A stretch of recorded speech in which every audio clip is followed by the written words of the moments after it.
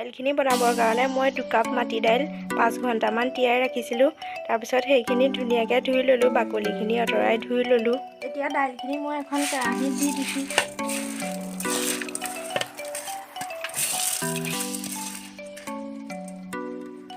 তাৰপিছত অলপ পানী দিছোঁ।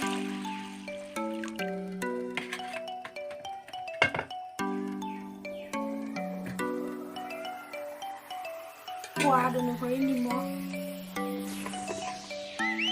আৰু হালধি দিছোঁ।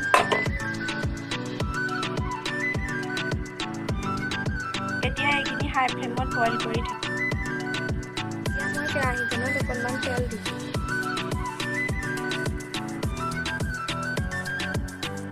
তেলখিনি গৰম হৈ গৈছে। ইয়াতে মই দিছোঁ 2টা শুকান জলকীয়া, কেইফুটামান নহৰু, কেইটামান পাঁচফোৰণ,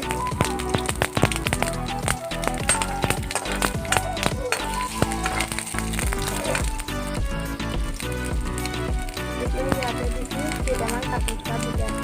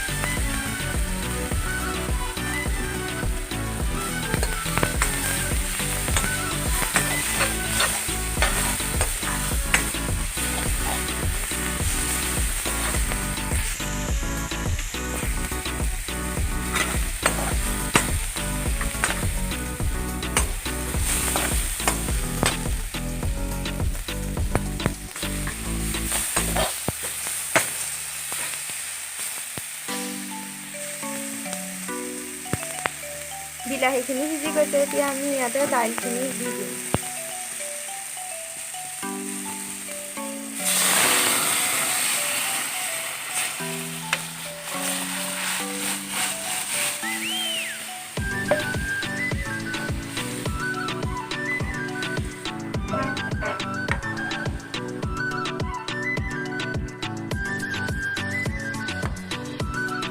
এতিয়া এইখিনি কৰিবৰ কাৰণে অকণমান সময় ৰাখিম।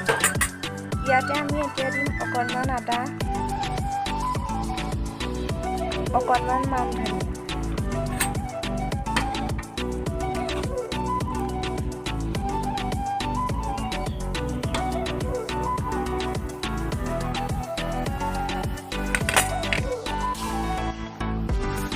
এতিয়া আমাৰ দাইলখিনি ৰেডি হৈ গৈছে। আৰু আলু গ্ৰেভি বনাবৰ কাৰণে মই প্ৰথমে কেৰাহী এখনত দিছোঁ অকণমান তেল।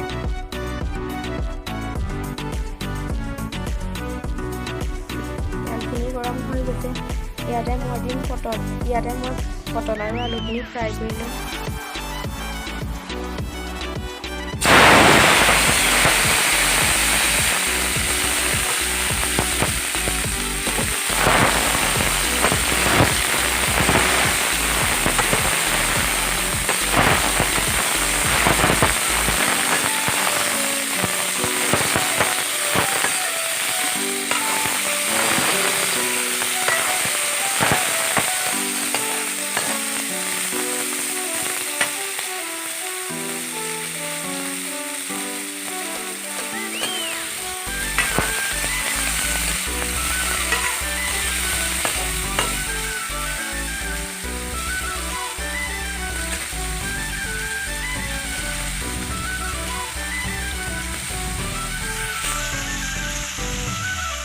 এইখিনি এতিয়া 5 মিনিটৰ কাৰণে ফ্ৰাই কৰি ল'ম। এইখিনি ফ্ৰাই কৰা হৈ গৈছে, এতিয়া মই এইখিনি কাঢ়ি দিম।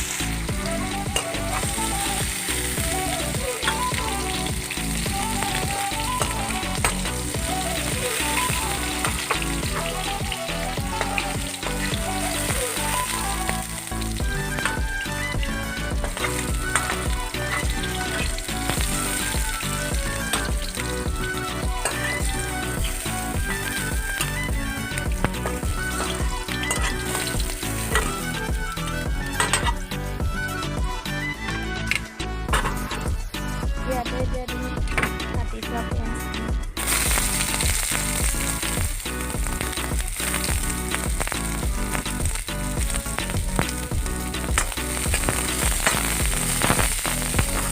এটা কাটি থোৱা বিলাহী দি ভাজি লৈছোঁ। ইয়াতে দিছোঁ অকণমান কাটি থোৱা জলকীয়া, অকণমান আদা নহৰু পেষ্ট,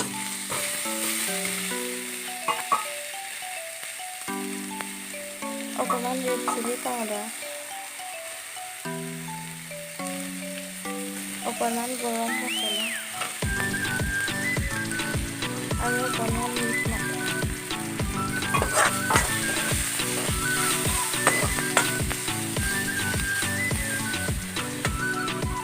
এতিয়া ইয়াতে দিম অকণমান হালধি।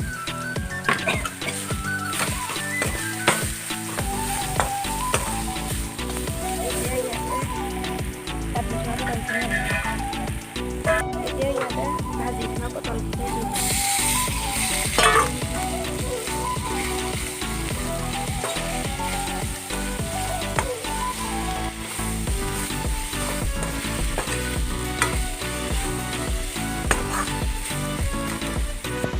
এতিয়া অকণমান পানী পটল আৰু আলুৰ গ্ৰেভি ৰেডি কৰি পেলাই বনাবৰ কাৰণে মই লৈছোঁ 4 টুকুৰা বইল আলু।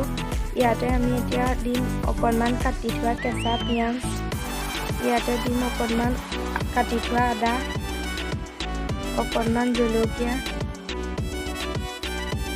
অকণমান মান ধনিয়া পাত, অকণমান কেঁচা মিঠাতেল, সোৱাদ অনুসৰি অকণমান নিমখ। এতিয়া এইখিনি ধুনীয়াকৈ পিটিকি লৈছোঁ।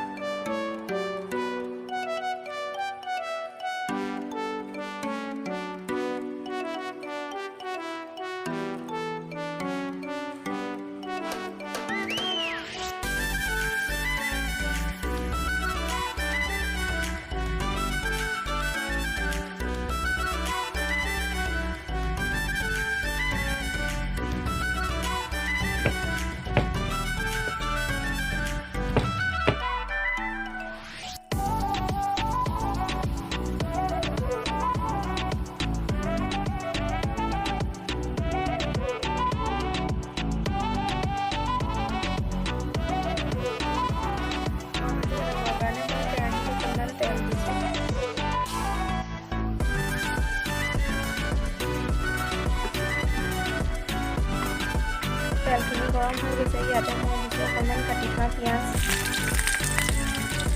অকণমান কাটি থোৱা জলকীয়া, ইয়াতে দিছোঁ কাটি থোৱা আলুখিনি।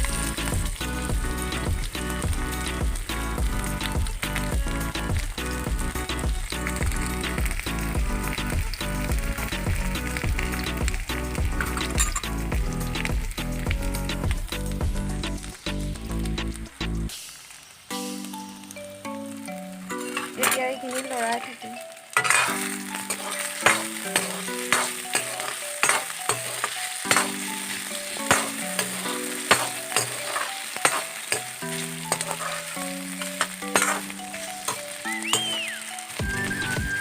আলুখিনি অকণমান ফ্ৰাই হোৱাৰ পিছত ইয়াতে শাকখিনি এড কৰিম।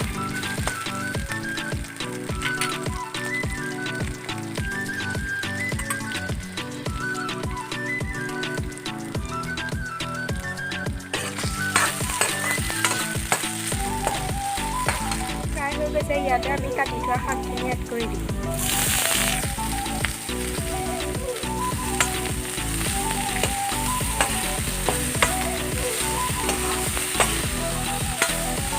ইয়াতে এতিয়া দিম সোৱাদ অনুসৰি নিমখ, হালধি,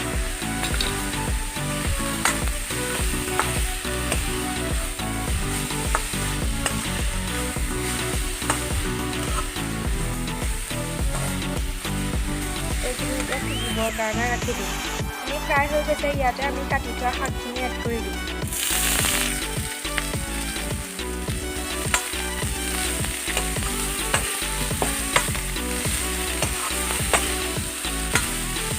ইয়াতে এতিয়া দিম সোৱাদ অনুসৰি নিমখ হালধি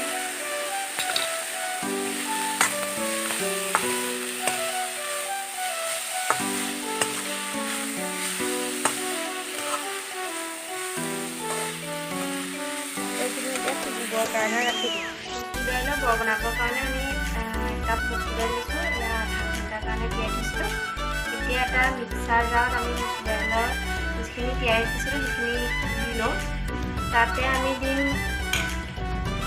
অকণমান নিমখ জোখৰ কৰি তাত দিম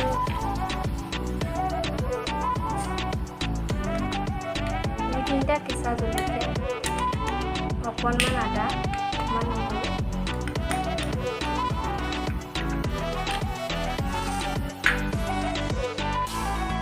কেইটামান থলুৱা পচতীয়া পাত দিব পাৰে দিবলৈও আছে আৰু বহুত ক্ষেত্ৰত উপকাৰী নিদিলেও কথা নাই কিন্তু দিলে খাবলৈ ভাল হয় সেইখিনি আমি গোটেইখিনি এতিয়া মিক্সাৰ জাৰত লৈ গ্ৰাইণ্ড কৰি লওঁ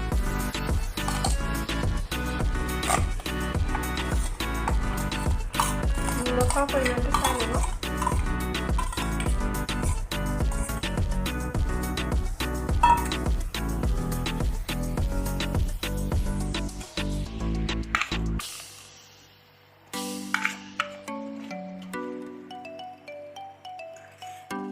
পিচি লোৱা মচুৰ দাইলখিনি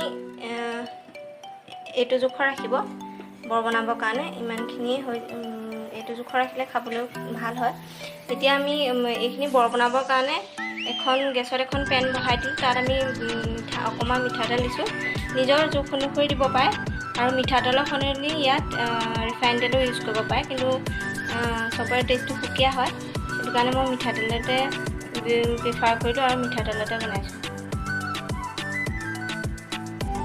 এতিয়া আমি তেলখিনি গৰম হ'বলৈ দিম আৰু গৰম হোৱাৰ পিছত এটা এটাকৈ ইয়াত বৰ বনাবৰ কাৰণে মচুৰ দাইলৰ যিটো পেষ্ট বনাই দিছিলোঁ দি যাম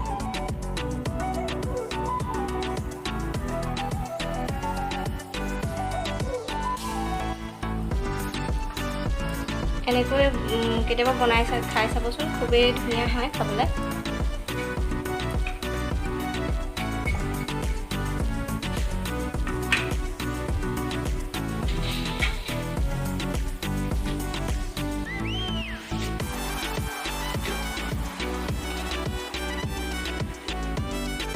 এতিয়া আমাৰ মচুৰ দাইলৰ বৰখিনি ৰেডি হৈ গৈছে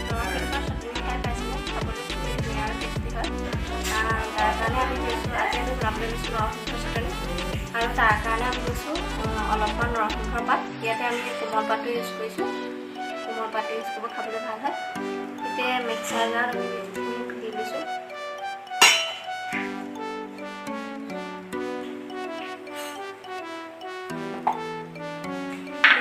চাটনি বনাবৰ কাৰণে নৰসিংহৰ লগতে আমাক লাগিব এটুকুৰা আদা দুটামান কেঁচা জলকীয়া জলকীয়া পৰিমাণটো নিজৰ সোৱাদ অনুযায়ী দিব জ্বলা খাই দুই-তিনিটা দিব পাৰে আৰু জ্বলা নোখোৱা এটা দিলেও কেইটামান নহৰু